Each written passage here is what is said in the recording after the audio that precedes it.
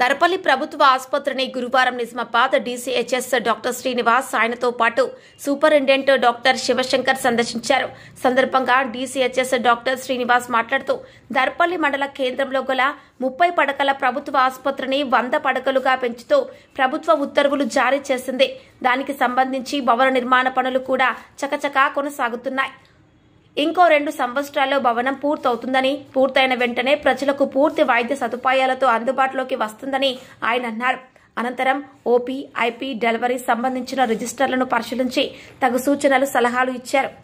తరువాత సిబ్బంది కొరత గురించి అడిగి తెలుసుకుని సరిపడే సిబ్బందిని నియమిస్తామని తెలిపారు.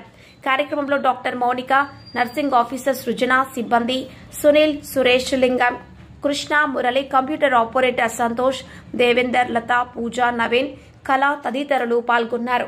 రిపోర్టర్ ప్రసాద్, దృశ్యం న్యూస్, దర్పల్లి మండలం.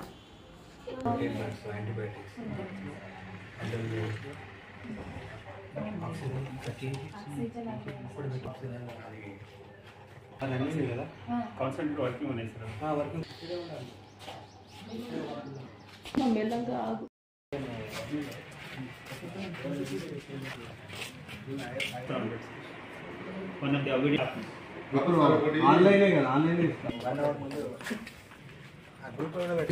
పక్క 108 వరకు ఇచ్చినాం. ఇక్కడ పెట్టుకుంటాం.